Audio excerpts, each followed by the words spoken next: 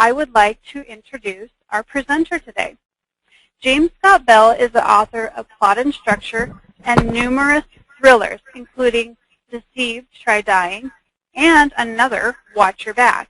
He served as a fiction columnist for Writer's Digest magazine and has written other popular craft books for Writer's Digest books, including The Art of War for Writers, Conflict and Suspense, and a new book which is actually going to be coming out next Monday through Writer's Digest, Revision and Self-Editing for Publications, the second edition. Jim has taught writing at Pepperdine University and numerous writing conferences in the U.S., Canada, and Great Britain. So, Jim, if I forgot to say anything that you would like to go over, by all means, because I know you have so much experience and lots to share. So I'll turn the presentation over to you. I won't jump in unless you need anything.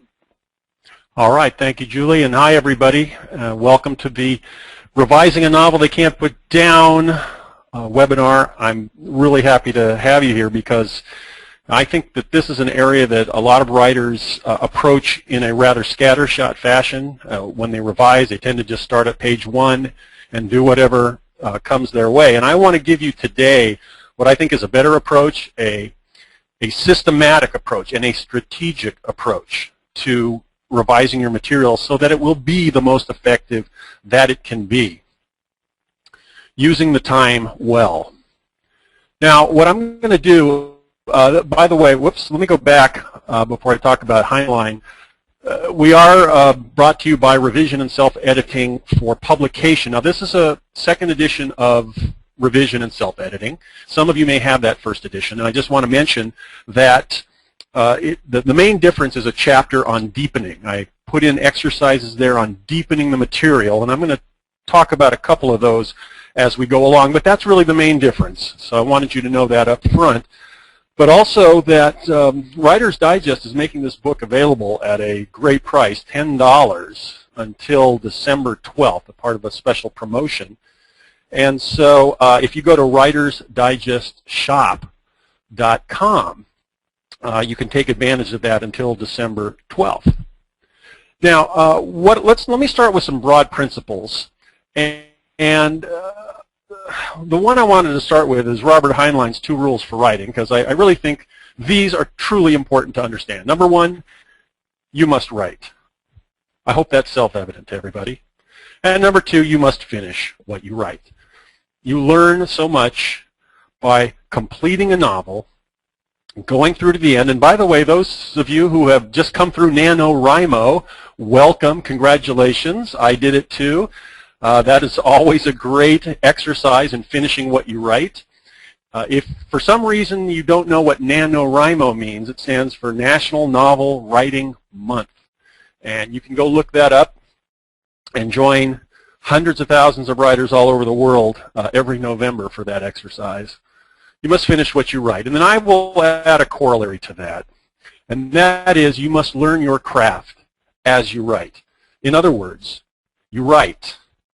You revise, you make it better, you get feedback, and you study the craft as you go. You study books and articles and blog posts and so on, and critique groups, and you apply what you learn to your writing. This is how you grow as a writer. You have to put all of those things together. I also want to mention Somerset Maugham's famous quotation that there are 3 rules for writing the novel. Unfortunately, nobody knows what they are. However, I have one rule which I think applies to all novel writing, and is really the thrust of what we're going to be talking about here today, and that is don't bore the reader. That is the key principle. That's what this is going to be all about. Let's start with what I call my rules for drafting the manuscript. Write hot. When you write, when you're actually in the act of producing the original words, write hot. I like what Ray Bradbury says. I do a first draft as passionately and as quickly as I can. I believe a story is only valid when it is immediate and passionate, when it dances out of your subconscious. If you interfere in any way, you destroy it. Don't you think Ray Bradbury would have just been a NaNoWriMo monster? That's really what you want, is the good stuff comes out of that passion and that fire. So push the limits in your first draft. Don't be afraid. Turn off that inner editor. Don't hold back. Don't play it safe. This is where you get that great material. And then revise cool. That's really the big principle here. Write hot, revise cool. And that's what we're going to talk about now, revising. Some people wonder, should I revise as I write? And the big answer, the big general rule is no, because that interferes with what you're trying to get across here. But I will revise previous day's pages. One reason for that is it gets me back into the flow of the story. It allows me to fix some little things, little stylistic things, and maybe add some material, maybe fill things out. So what I'll do is I will go over those previous day's pages and then get right into the new material. And, you know, Hemingway, there are various tricks. Hemingway used to actually stop in the middle of a sentence so that when he came back to it, boom, he was right back in the flow. Whatever tricks you come up with, by the way, that work for you, use them. That's what this is all about, learning the things that work and using them.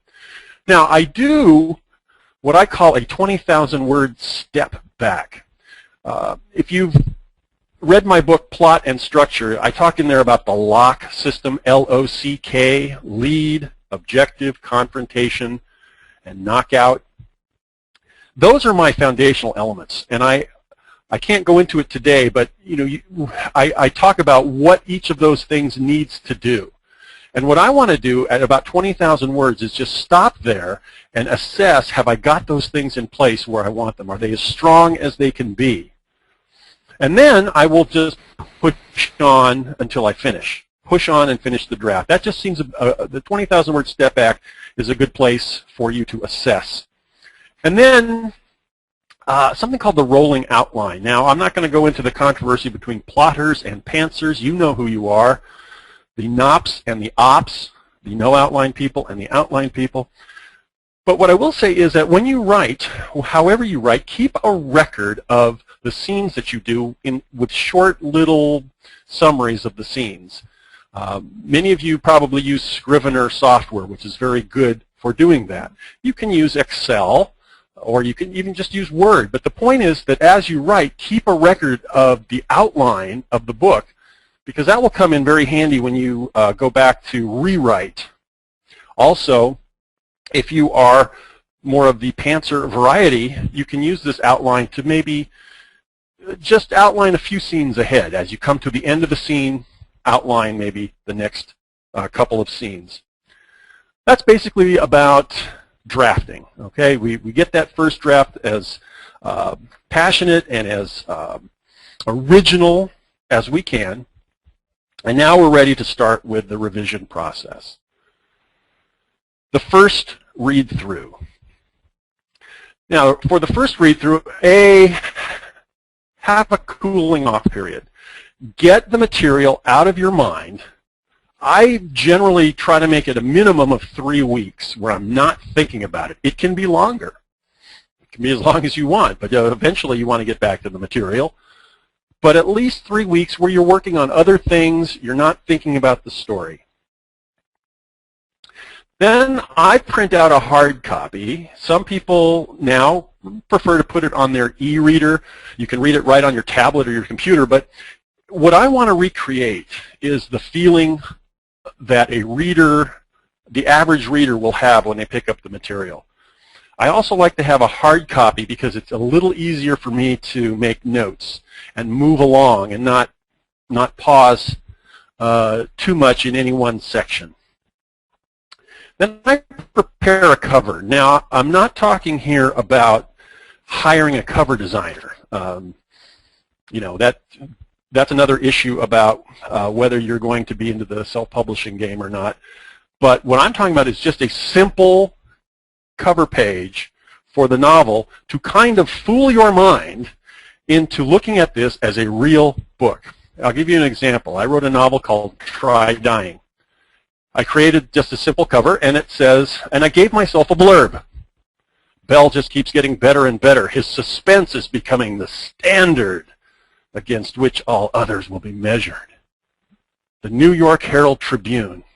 Now, the New York Herald Tribune was a great newspaper that used to do wonderful reviews of the arts.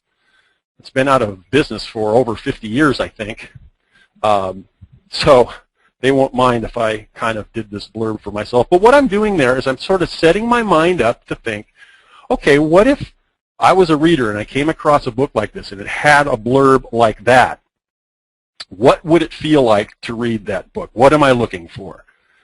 So then I want to sit down and I want to read like a reader, which means I would like to read in as quickly a period of time as possible. Maybe not one sitting, but 3 or 4, whatever I can get away with in reading the book as quickly as possible as a reader. And then I take minimal notes. Now, I'm going to give you some shorthand, 4 shorthand symbols that I use. You can make up your own, but I find these very helpful because I want to put these down as quickly as possible on the hard copy and then continue with the broad overview reading. The first one is a simple check mark, and I put that in the margin where I think the story is dragging, where I think there's something about what I've got on the page that isn't involving enough, either through action or emotion or whatever it is, dialogue flat, whatever. I just put a check mark there because that'll remind me to really look at that section. Then there is parentheses, which I will put around sentences or paragraphs that don't make sense to me or simply fall flat. A lot of times this is when I'll put these around metaphors that I've tried to come up with on the fly that just don't quite work. And whatever it is, I'll put those around the words and I can check those phrases later. I put a circle in the margin where I think material needs to be added or fleshed out, where there's an opportunity to put in stuff that will help make that reading experience on that page better, stronger, deeper.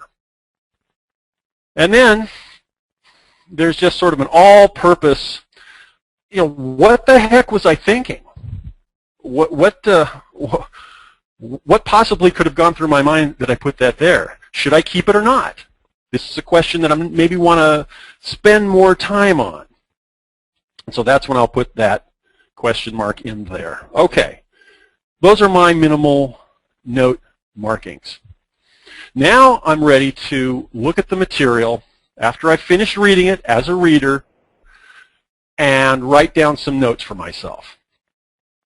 And I'm going to ask questions, key questions. First of all, does my story make sense? Does my story make sense? What do I mean by that? Well, first of all, do the characters act like quote-unquote real things that move the plot along but don't make sense in a reader's idea of what the real world is like?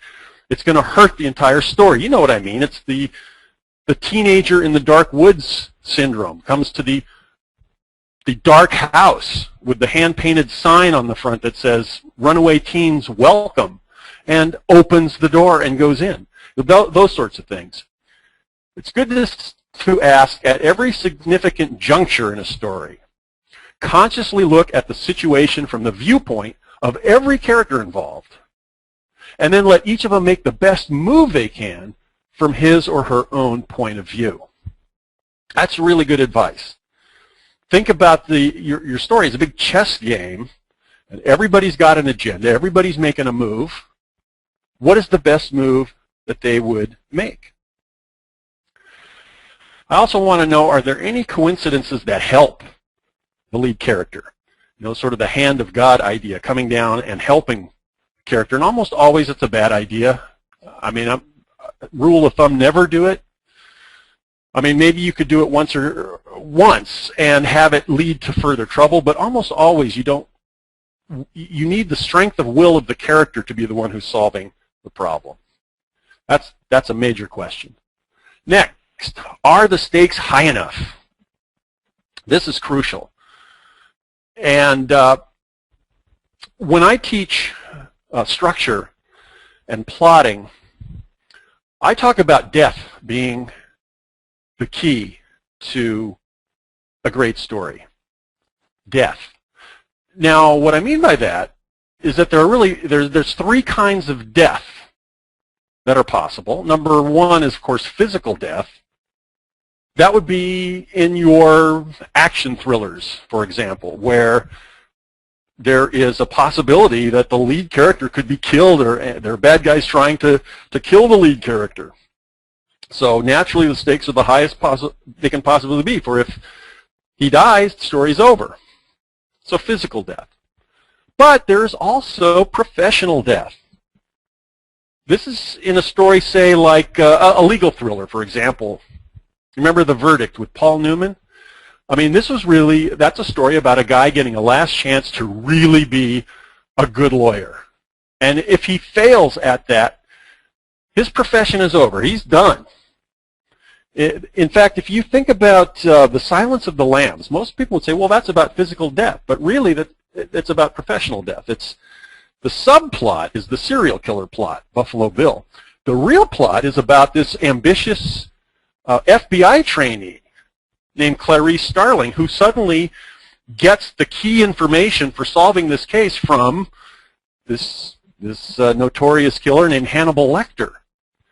And it's really what she does with that information and how she can use Lecter, of course how Lecter uses her, in order to solve the crime. It's really about her professional death. For if she fails, her career is going to be over before it starts. So whenever you're writing a story about a profession or a vocation or a role, like a mother, for example, that is the central thing that the character does, make that role, that thing, that vocation, a matter of professional life and death to them. Harry Bosch in the great Michael Connelly series. It's amazing how he does that in every book. And then there's psychological death. This is, the dying on the inside idea. And this is for quote-unquote character-driven.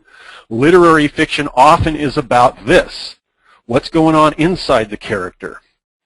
The Catcher in the Rye, for example, is about psychological death. Holden Caulfield, will he be able to find authenticity in the world and be able to live in the world? White Oleander by Janet Fitch, about this girl that goes into the foster care system. Will she become the person that she needs to be after going through all these trials? By the way, psychological death is the key to comedy. If you're writing comedy or humor. Now listen, it's very important that in great comedy, the people in the comedy think they're in a tragedy, but it's over something trivial. For example, in The Odd Couple, what's at stake there? Really, it's just Oscar loves to be able to live his life in his apartment the way he wants to have these messy poker games with his buddies and all of those sorts of things. And then the neat freak Felix moves in and drives him crazy. That's because Oscar has made that a matter of psychological death. Every Seinfeld episode ever is about that. These characters take something totally trivial, like soup, and blow it into this life and death struggle. Anyway, here's the point. This is a crucial stage for you. What you want is for the stakes to your lead character to be a matter of life and death, either physical, professional, or psychological. And that needs to pulsate and overhang all of the scenes that you write. And it needs to be indicated in some way, whether it's through dialogue or interior thoughts or implied in the actions, so that the reader knows and is reminded this is what's happening. Death on the line. Next important question. Do my main characters jump off the page? In my seminars, I spend a lot of time with the students on this. What I'm going to do is I'm going to give you a main checklist of items that really characteristics of unforgettable characters, which is what we're aiming for. Now, this is not something that you use, you don't try to work everything in, although probably in most cases I would think you could do that with the main characters. The lead primarily is to have these characteristics in one way or another. I'll give you an example after we go through the list.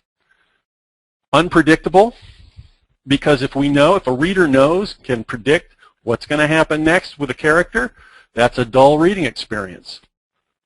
Wounded, very often, a lead character and an opposition character very often have this wound from the past that is carried into the present moment of the book.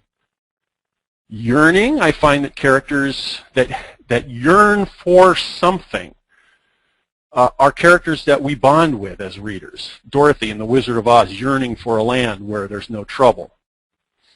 Passionate, which is the opposite of being a wimp. No wimps. We want characters who have something. I mean, even if it's just one small issue that they're passionate about, it's in there for them. They have some blood boiling about something.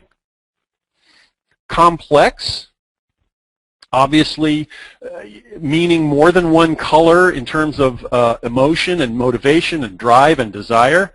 Inner conflict is a great tool for you to use to make a character complex, especially if you can find areas in your manuscript, and you can, that are highly emotional to a character, and put in a conflicting emotion. When readers see those conflicting emotions, it draws them deeper in emotionally. They're not asking themselves, they're not analyzing these issues, they're just feeling them. And so they can feel them along with the character. Resourceful, characters who have the ability to do things, at least something that they're good at. Gutsy, plain old, just toughness when the chips are down, when they are challenged. I think that's the key to Scarlett O'Hara, who is otherwise not a very attractive character. And noble, nobility is something to consider. There's a real thread of nobility yearning that I think runs through most people, even if they themselves don't necessarily operate that way in life. People respond to the idea of being noble. Now, let's take an example. Atticus Finch, for example, one of the enduring characters of fiction. Is he noble? Oh, yes, he is. It takes nobility to defend a black man accused of raping a white girl in the South in the 30s. And he does it because he believes in the rule of law and he believes everyone is innocent until proven guilty and so on. Is he gutsy? Of course. He goes down to the jail to head off a lynch mob by himself. Is he resourceful? He's good at what he does. He's a good lawyer, a really good trial lawyer. Is he complex? Yes, I think you can find those areas in the book. Is he passionate? He is passionate about the things he's teaching his children and about the rule of law. Yearning, he yearns to be a good father because he's wounded. He's a widower. He's also physically wounded in that he has bad eyesight, and that's a cause of embarrassment to his son, who would like him to be like the other dads, more athletic and so forth, which leads to Atticus being unpredictable, as when he takes the rifle and shoots the rabid dog, which in the South, being able to shoot like that is a matter of great pride to a boy. And when Jem sees Atticus do that, that's a great moment in the book.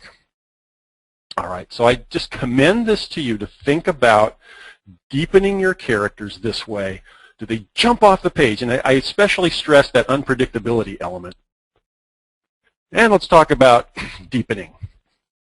And let me just give you two exercises that I really like. Number one is the chair through the window exercise.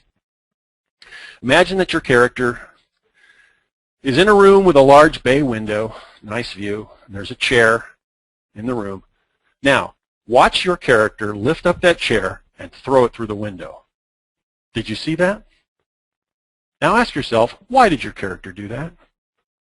Come up with a reason Come up with a thing, an emotion, an event that would make that character, your character, do that thing. I mean, even if you think, my character would never do something like that. Yes, they would. There's something that would make your character throw the chair out the window. Find out what it is, and then take that emotion and put it into some scenes in your novel. It's an infinite variety of ways you can apply it, but that's one exercise. Here's another one, the ghost. Now, I mentioned the wound, and what I like to do is to go back and come up with several possible wounds or ghosts from the past that I could use for my character. And I make a list of these because often we jump to cliches and the familiar. I want to come up with something more original, maybe just a different take on something that might be familiar. And anyway, when I choose an event, when an event resonates with me, and I think that might make a good event to explore in the character's past, then I do a voice journal. Now, I talk about voice journal elsewhere, but basically that's my free-form document where I have my character talking to me. I write in the character's voice. And the object of this is I want to create a character who has a distinctive way of speaking. And when I can hear a character who's saying things that surprise me, that's when I know I'm on the track of creating one of these unforgettable characters for myself. So what I do is I do a voice journal about that past event. Then I write down 5 nonverbal ways that this character could manifest feeling that ghost haunting the present. That's what the ghost means. This past event haunts the present. What are some non-verbal ways that the character could act? And then I want to put some of those in the book. Because again, when a character does something that doesn't have that seems a little off and doesn't have an explanation right away, it's interesting to the reader. And then dialogue exchanges. I want to create some dialogue exchanges where that ghost is haunting the present. One example, in Casablanca, there's an early scene where Rick is being, in a friendly manner, being questioned by the Nazi major who has just arrived. They sit down in Rick's cafe with Louis, the French captain, and the guy from the SS, and he's asking Rick some questions, and one of the things he says is, can you imagine us in your beloved Paris? And Rick says, he looks down at the table and says, well, it's not particularly my beloved Paris. And there's something going on there. But we don't know yet what it is. We don't know until later in the film that Paris is where the whole Ingrid Bergman betrayal scene happened in his mind. And but that's an example of how you create subtext, the ghost. Okay, that's a little bit of the deepening that I wanted to give you today. And just to pause here mid-webinar, and remember one of my favorite sayings about writing, Hitchcock's axiom. A great story is life with the dull parts taken out. And that's what revision is great for, is we are going to take out the dull parts, we're going to cut them, or we're going to find ways to take a scene and enliven it with the things that will keep it from being dull. When there's no tension, when there's no conflict, when there's no obstacles or pain, that's when something is threatening to be dull. I wrote a book called Conflict and Suspense, and it's not just for suspense writers. It's not just for thriller writers. It's for every genre. We want to take out the dull parts. So how do we do that? Well, let's take a look at some questions. Is there enough of a worry factor? Enough of a worry factor. Now, when I'm reading my story or I'm looking back at the manuscript and thinking about it, I ask this question. At what point could a busy editor put my book aside and not really care when she came back to it? I want to be harsh and objective with myself on that score. I want to find parts where that truly appears to be a possibility, and I want to cut that part out. Another cause for no worry is a weak opposition character. Now, I mentioned death earlier, so here are 3 key questions to ask about your opposition character. Does the opposition have the power to kill your lead? You know, like a mafia don has the power to kill your lead. The bad guy who's trying to do that has the resources. Your opponent, the opponent of the lead character, has to be stronger than your lead character. Otherwise, there is no worry factor. That makes sense, doesn't it? Does the opposition have the power to crush your lead's professional pursuits? Say, like a crooked judge in a criminal trial. That's in the verdict. There is a crooked judge. And then there's also a great trial lawyer and with the largest law firm in the world, practically, coming up against Paul Newman. But does that opposition have those resources? Like in The Fugitive. The Fugitive is a great movie to study for these principles because obviously Tommy Lee Jones, Sam Gerard, the U.S. Marshal, has this crack team. He's the best guy. He's got the resources of the government behind him. And who's he against? He's against a doctor, a surgeon, a guy who doesn't know how to be a criminal on the street. That's worry factor for you right there. And does the opposition have the power to crush your lead's spirit? The psychological death aspect. I'm a big movie fan, and especially classic films, and I like to use classic films as examples in my seminars to help because it's more likely that people have seen those films.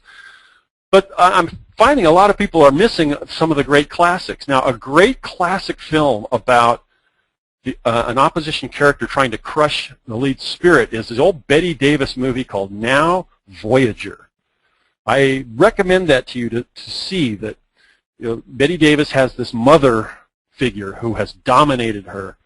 And when Bette Davis tries to come out of her shell, how she's being shot down in a psychological manner. Now, here's another thing, very important. You have to justify your opposition character. No character is pure evil except Dr. Evil. Okay, Dr. Evil I will allow to be a pure evil character. Waking up in the morning thinking, what evil can I commit today? But every other character opposed to your lead, and by the way, it doesn't have to be bad. You know, Tommy Lee Jones in The Fugitive is not a bad man. He's a good man, but he's opposed to the lead character. But if they are evil or bad, evil, whatever, in their mind they're justified. And you need to get to the point where you can even almost sympathize with what they're doing because you know that they are justified in it. And that creates, in their own mind they're justified, and that creates this complex emotion for the readers, which is a great thing to have because readers love to feel the story. They don't think it, they feel it. These are the big issues I've been talking about. And it's only when you get to through these big issues strategically that you begin then to fine-tune. The slow opening. Here's things I see in manuscripts. Happy people in happy land. This is where the writer thinks if they show the characters in a really cool, happy situation, the family, everybody's happy, that by the time the trouble starts, the readers will care. No, almost always the readers will be bored. We like to see people who are in trouble. That's when we, metaphorically speaking, we like, as readers, to follow people who are in trouble. Too much backstory.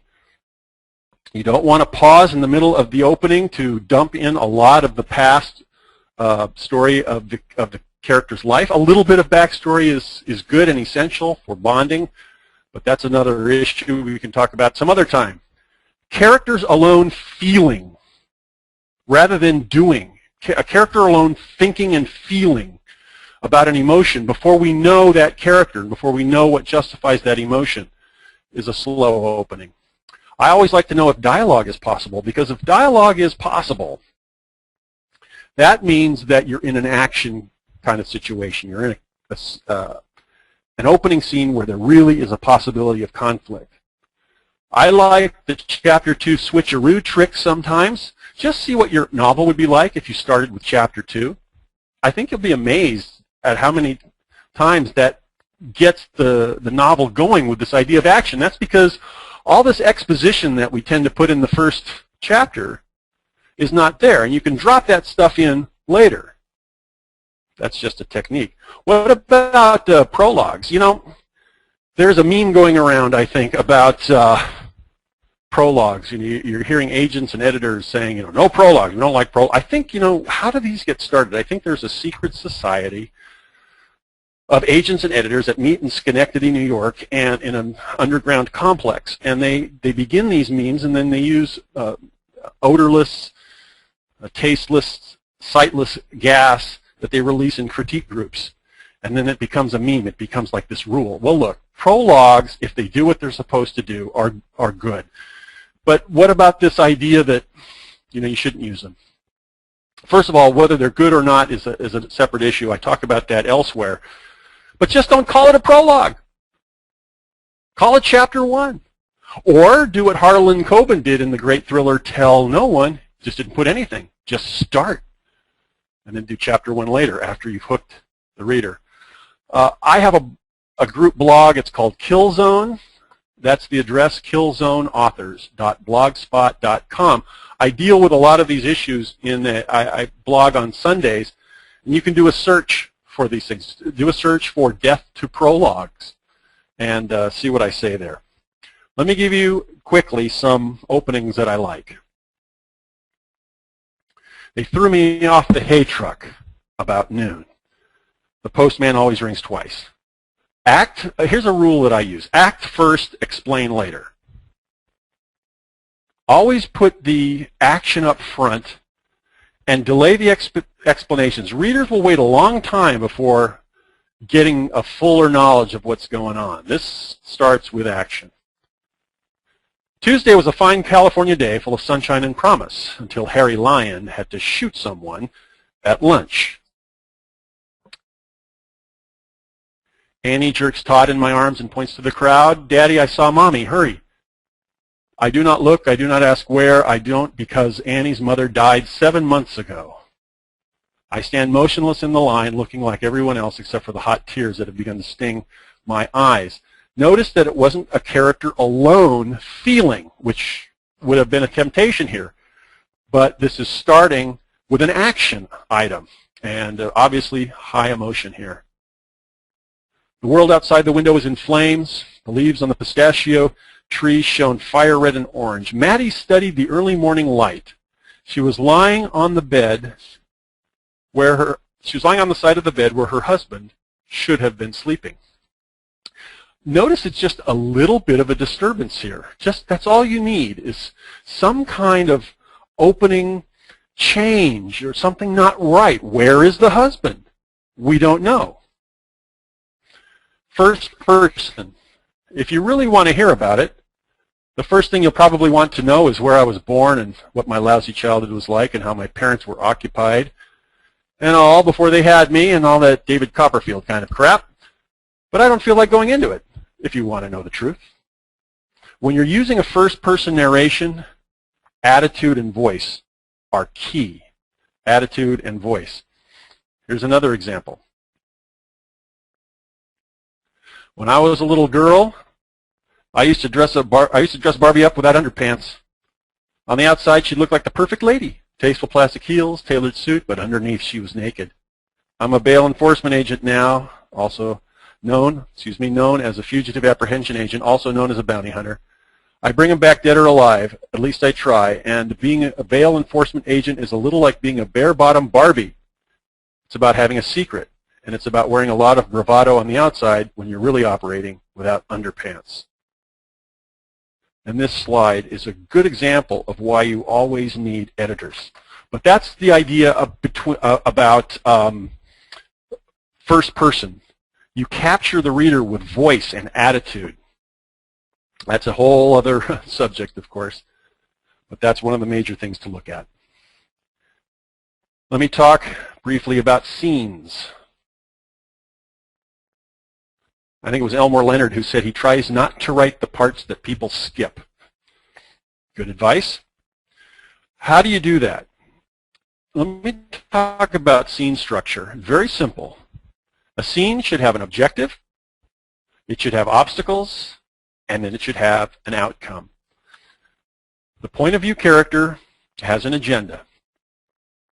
If they are not facing some obstacles, then it's going to be boring.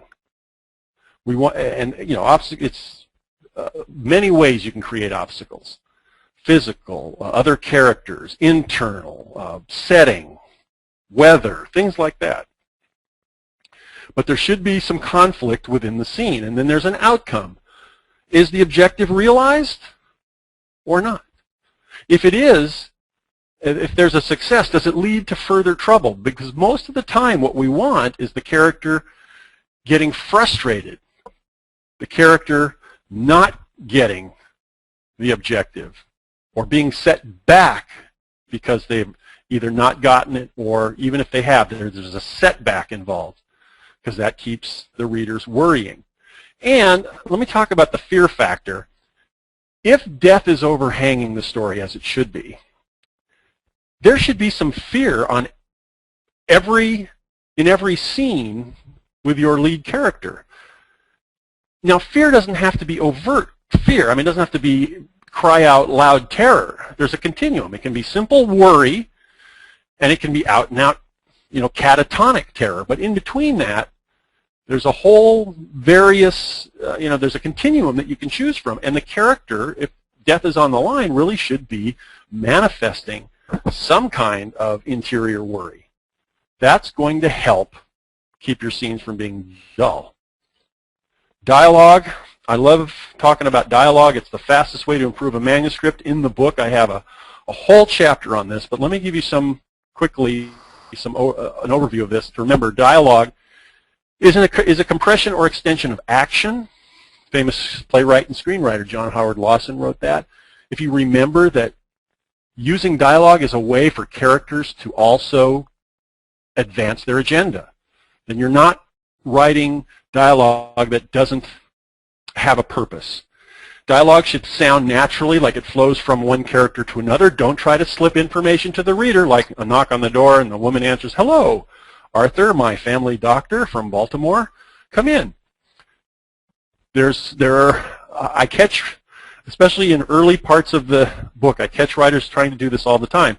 Slip a little too much information in, saying things to the other character that the other character already knows. There should be tension or conflict in dialogue, even among allies, people on the same side. Study those classic buddy movies like Lethal Weapon and so on. Why? Because the characters have different agendas, even if they're on the same side. Great dialogue begins with orchestration. That means when you create your cast of characters, that you create characters that have the possibility for conflict with each other. Curve the language. This is an exercise where you take, when you want to make a line of dialogue a little more sparkling than it is, you write out and sometimes this happens with cliches. Now, you write it out just the way it comes.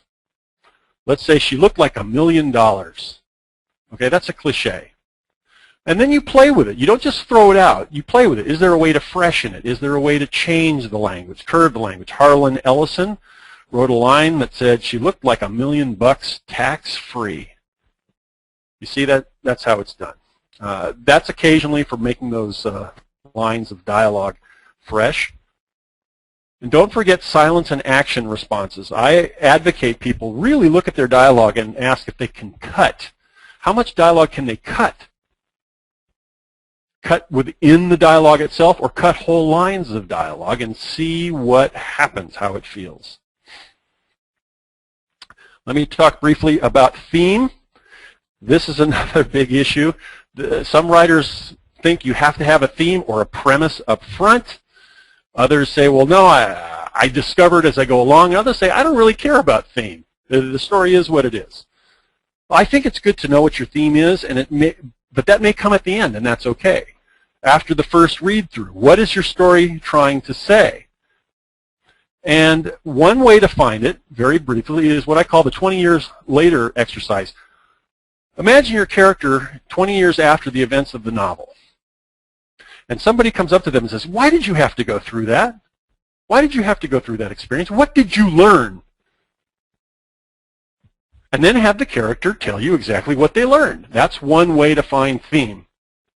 Now, here's a really cool technique, is to put an argument against that lesson from your character earlier in the book.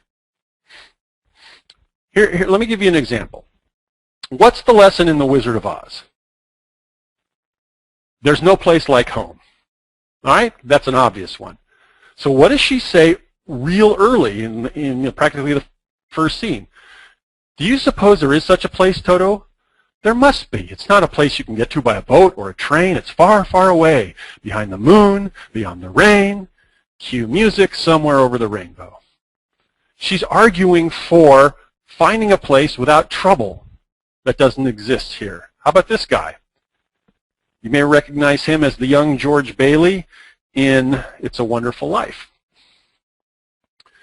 George Bailey learns that it's a wonderful life right in his hometown, but early on he says to the girls in the drugstore, I'm going to go out exploring someday, you watch, I'm going to have a couple of harems and maybe 3 or 4 wives, wait and see. You see, he's arguing for the opposite. So when it comes around at the end to the theme, there's a very nice arc. So that's a technique I recommend to you for theme. Last thing I do is a polish. After I've written another draft, okay, and I'm getting it ready to go to the next stage, the polish. I look at all the scene openings and endings. I look to see if I can begin further into the scene and also if I can end earlier. You'll be amazed. If you look at the end of your scenes and cut 1 or 2 lines or 1 or 2 paragraphs, how it gives the feeling of forward motion to your pages. And this is something you do as a polish to create that page-turning effect. I look at all the dialogue exchanges and try to compress dialogue. Usually that's always better to compress dialogue, to make it as tight as you can. And then I'll look for those emotional places in the book that, where there's heightened emotion, and see if I can dial it up just about 10%. That's kind of a made-up rule, sort of a made-up measurement. But if you think about it, you can do it. You can say, I don't need to go overboard here. Maybe I need to just jack it up 10%. All right, now all the things that we've been talking about, I want to just relate one little story to you. That is, I used to do magic in college, close-up magic. And I used to hang out at the Magic Castle in Hollywood, where there was a guy in his 90s, well, I guess he was in his late 80s at the time, many consider to be the greatest close-up magician of all time, a guy named Di Vernon. And he had this trick that he called the trick that cannot be explained.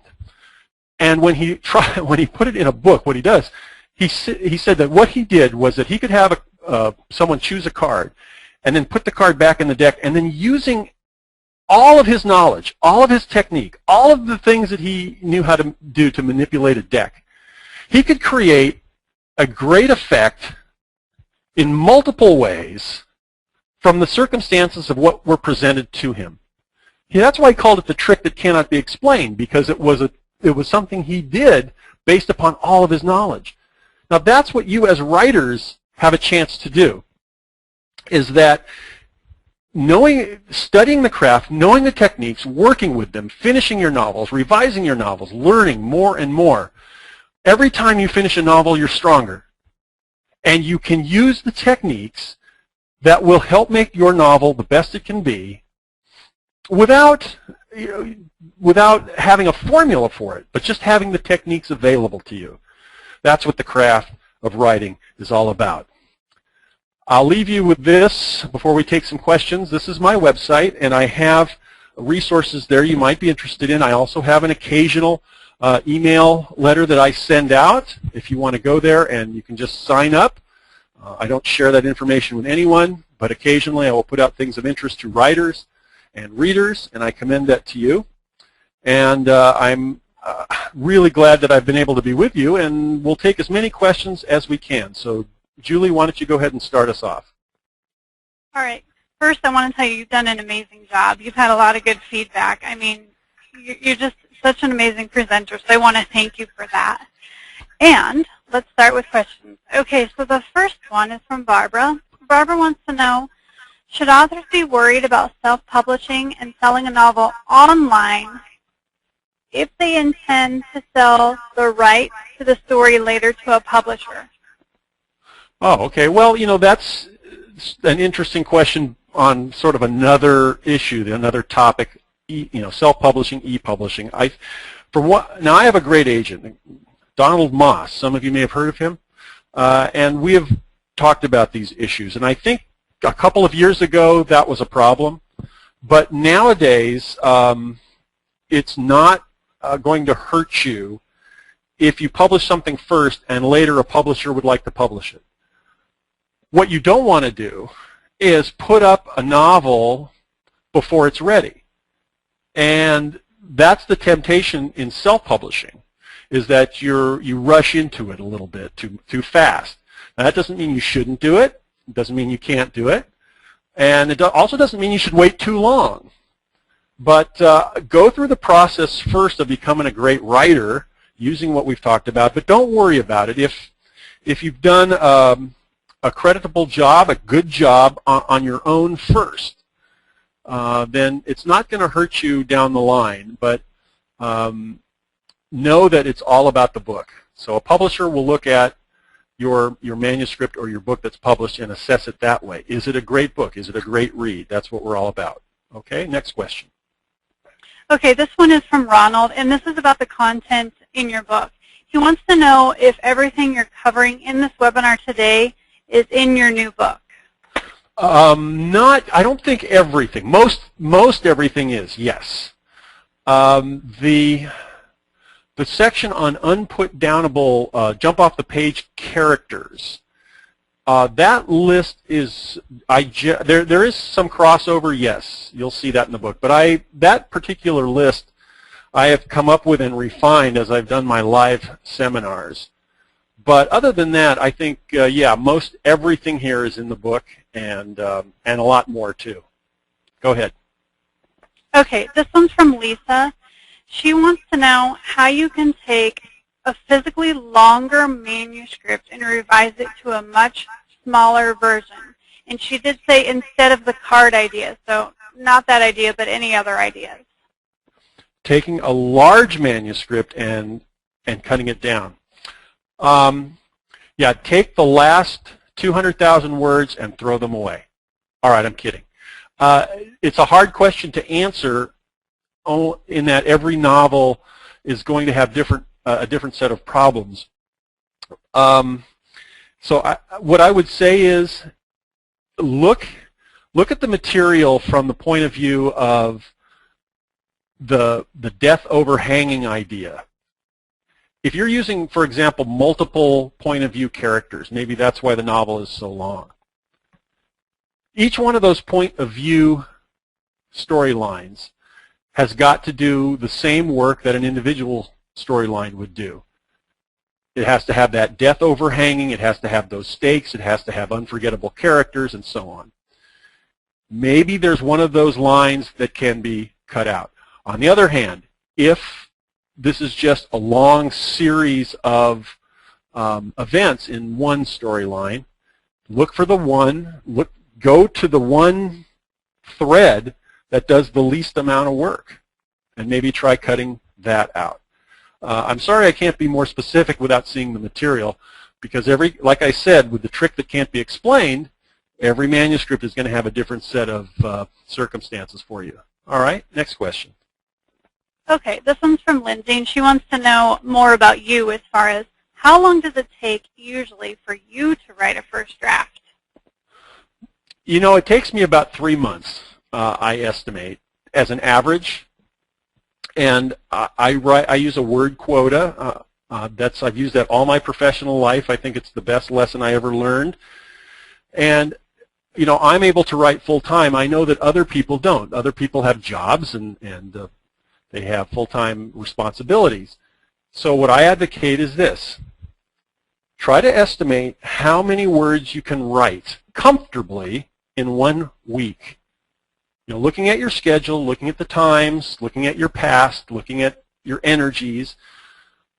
In 1 week, if you were to write ideally throughout that week, what could you produce? And then take that number and raise it by 10%, and then make that your weekly goal. You break that up into days. I do a weekly goal, word quota goal, because I know that some days I'm not going to be able to do it for one reason or another, and I can make it up on other days.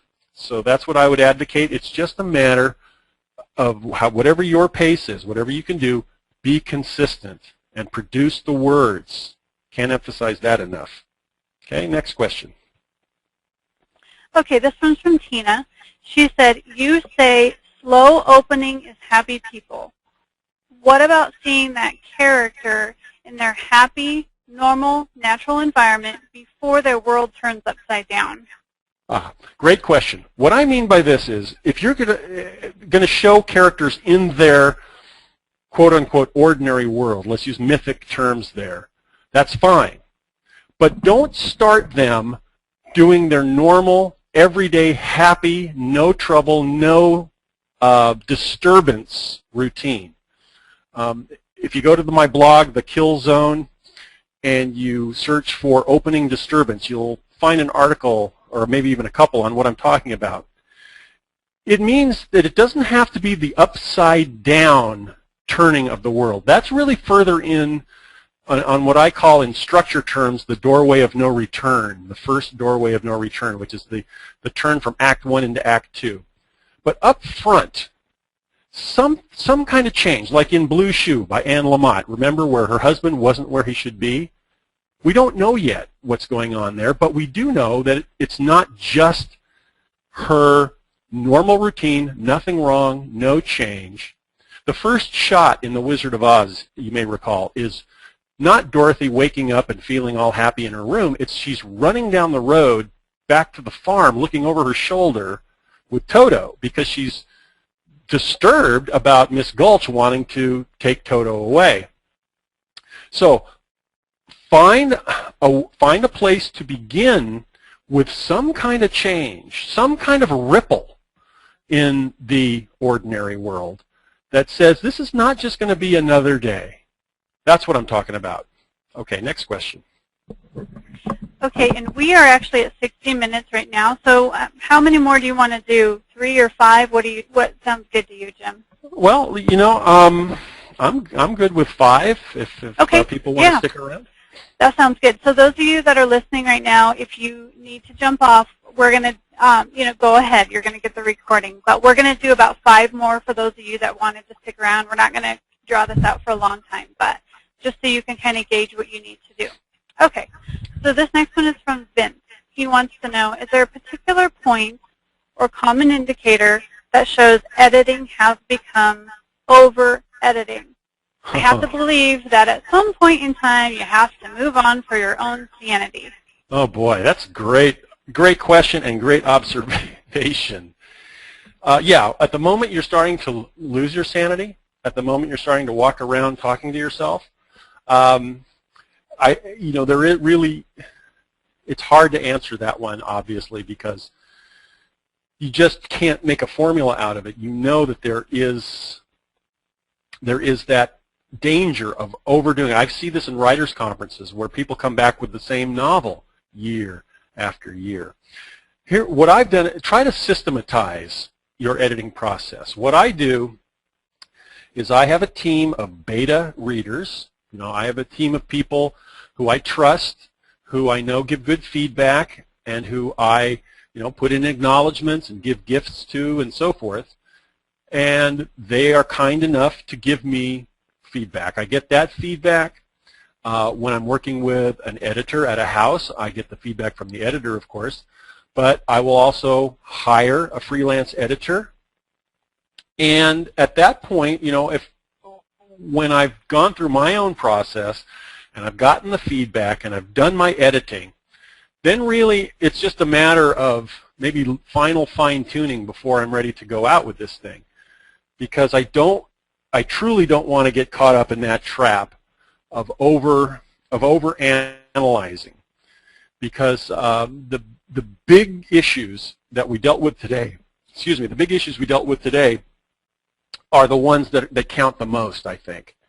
And the fine-tuning aspects, that could go on and on forever. So try to create a little system for yourself so that you can just say, I followed the steps of this system, and now I'm ready to go.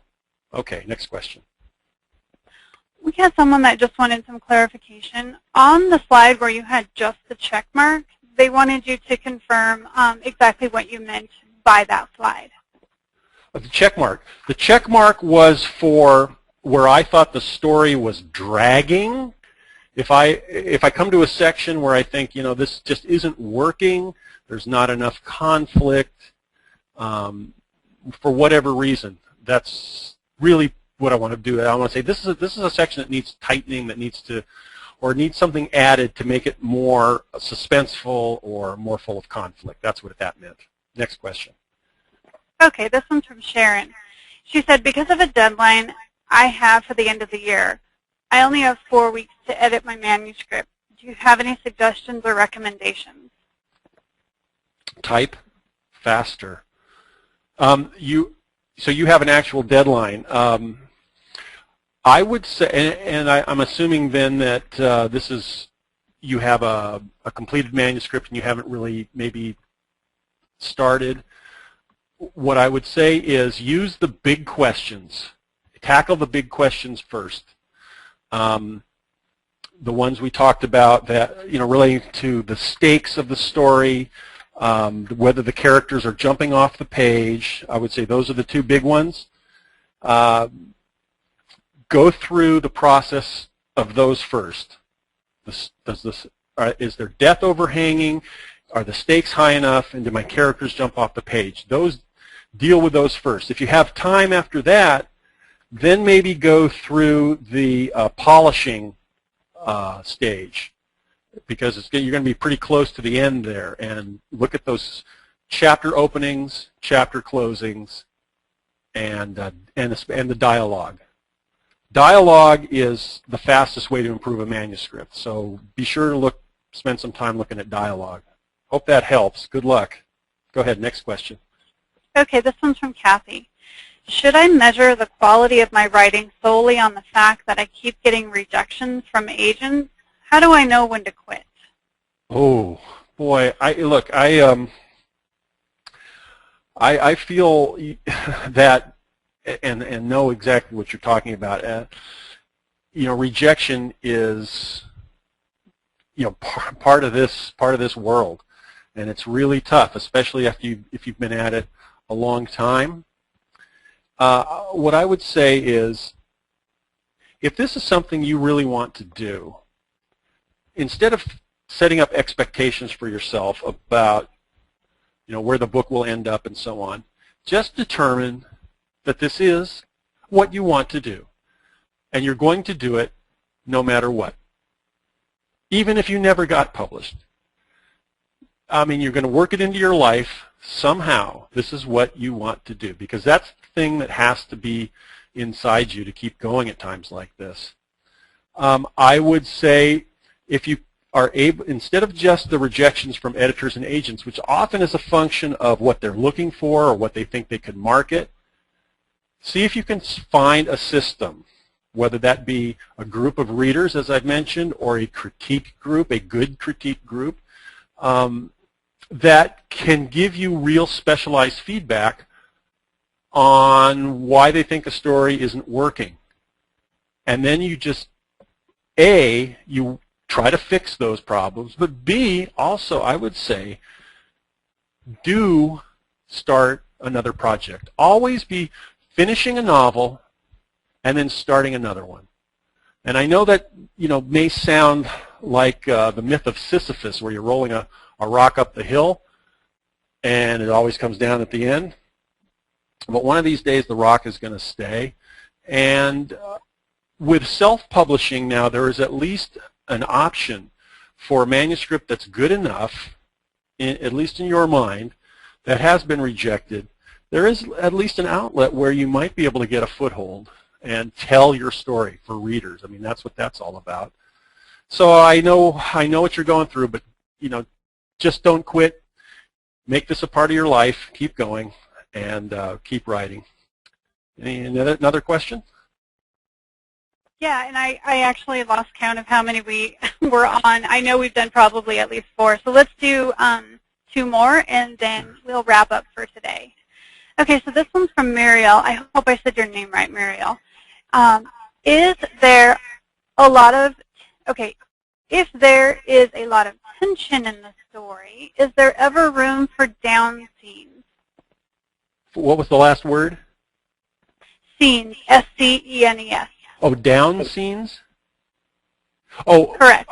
Oh, I think, yeah, I know what you're saying. Yes, absolutely. What you're talking about is modulating the pace of your story. And in fact, if you have a high action story and a lot of tension, you want those moments for readers to catch their breath and so on. But you don't want to sacrifice the tension and the emotional impact in those scenes where there's not a high level of conflict.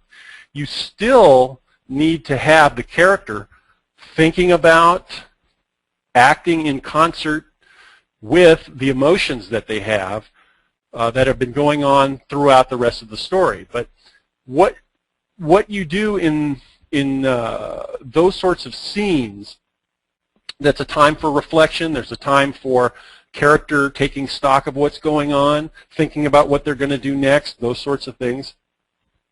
Put those in a context where there is still that vibration of tension being felt. I mean, don't make it just a purely throwaway scene. Although I'm not going to make a hard and fast rule about that. Every now and then, if you put in a scene that has some spice to it, that just seems, sometimes in a high tension movie or something, there'll be comedy relief. Usually that's organically related to the plot, but not every time. What was the Stand By Me, The Body by Stephen King, the novella, The Body, great story, maybe the best Stephen King adaptation as a movie, that and Shawshank. But there's a point in that story where he tells the story of the pie eating contest. And I don't really think that has any thematic relationship to the rest of the story, but it's just, it's funny and it characterizes the kids. So it's not a hard and fast rule, but in general, even in the down scenes, have that little thread of tension because of the death overhanging, have that implicit in the scene. All right, one more question? Yes. Okay, so this one's from Lori. Do you work on a new novel while you're revising your other novel? If yes, do you use any tricks to keep the characters and timeline straight in the revision novel? Well, yeah, you definitely want to do that. I do. I mean, I'm always working on multiple projects in various stages. I feel like a little studio, various projects in development. Well, I used to use Excel spreadsheet to keep track of scenes and characters and so on. I do use Scrivener software. A lot of writers use that because it's not expensive. It's very easy to use. I mean, there's a lot of bells and whistles with it, but it's a good way to keep track of things. So I've never really found it to be a real problem. I know that when I switch my mind off one story and go to another one, it just works. And the nice thing is that when I'm working on one project, if I've got another one on the table there, it's bubbling up in my writer's imagination. Stephen King has that metaphor about the boys in the basement. And I really love that metaphor about the subconscious mind. And it's stimulated. The boys really get to work when you are thinking about more than one project. Now, I know I have some writer friends who say they can't do that, and that's fine, however you're wired. But at least, let me say this, at least when you're in the revision process of a novel, at least begin developing the next idea. And maybe have 2 or 3 that you want to develop. Because what publishers want, and readers too, but what publishers are looking for are people who can do this over and over and over again. Not just a one-book wonder. They're not just buying one project. They want to buy an author. And that's what you should strive to be. Okay, that's the end of that question. Great. So just a couple closing notes. First of all, thank you again, James, for an amazing webinar today. Also know that I have been recording this webinar. So once we hang up today, I'm going to work on producing the video files. Thanks for your patience and thanks for understanding that it's not instantaneous. It does take a little while to do. But before the end of next week, you're going to be emailed a copy of this presentation. Here's how you're going to look for that. It's going to send from Writers Digest University. The subject line is going to be the title of this webinar. So that'll help you to clue into that. Do check your spam filter just in case you don't see it. But again, all of you that signed up are going to be getting a copy of that. And you can pause, replay, and use that to the best of your ability. Also, remember that Jim's new book is releasing, and it is available on special sale right now, only $10 through December 12th. So I encourage you to pick that up because, as you know, he's extremely knowledgeable and will be able to help your manuscript go to the next level. And some of you have had questions that are actually our tutorials program, which Jim has a couple tutorials. One new went up today. It's on the home page. I would use those to your advantage as well. Even if you aren't a member, you can listen to the preview clips and pick up helpful tips. So those of you that really want to dive into that, visit tutorials.writersdigest.com, and you're going to find a wealth of information, including tutorials from James Scott Bell. So with that, I'm going to go ahead and turn that back over to you, James. If there's any last closing notes you want to give, go ahead and do so.